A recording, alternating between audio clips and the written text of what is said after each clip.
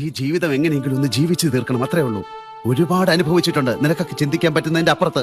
അതൊക്കെ മറന്നിട്ട് ചിരിക്കുന്ന കളിക്കുന്നൊക്കെ. അല്പം മനസാക്ഷി ഉണ്ടായിപ്പോയി. മറ്റുള്ളവർ വേദനിക്കുന്ന കാണാൻ പറ്റാത്തൊരു മനസ്സ്. എത്ര തിരിച്ചടി കിട്ടിയാലും പഠിക്കില്ല, അതൊരു ശാപമാണ്. അതിന്റെ ഈ അനുഭവിക്കുന്നത് കൂടെ നിൽക്കുന്നില്ല എന്നുള്ളത് വിട്ടേക്കോ. പക്ഷേ എതിർക്കാനാണ് ഭാവമെങ്കിൽ നിന്നെ രക്ഷിക്കാൻ ആരുണ്ടടാ? സ്റ്റീഫ, നിന്നെ രക്ഷിക്കാൻ ഇപ്പൊ PK രാംദാസ് ഇല്ല. ഞാൻ പറഞ്ഞിട്ടുണ്ട്, എന്തെങ്കിലുമൊക്കെ വലിച്ചു കയറ്റിട്ട് അവളോട് തർക്കിക്കാൻ നിൽക്കരുതെന്ന്. ആദർശവും പറഞ്ഞിരുന്ന അവസാനം ഫണ്ടിങ് നിൽക്കും.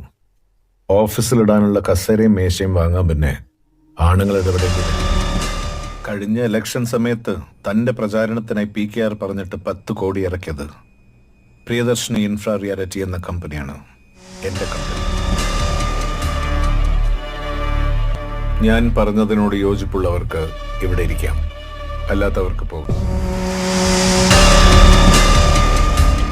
കൂടെ നിൽക്കാൻ പറ്റുമെങ്കിൽ നിന്നോ, ഇല്ലെങ്കിൽ തന്നെ ആദ്യം വലിച്ചു താഴെയിട്ടിട്ട് തന്റെ മുകളിൽ ഞാൻ വീഴും.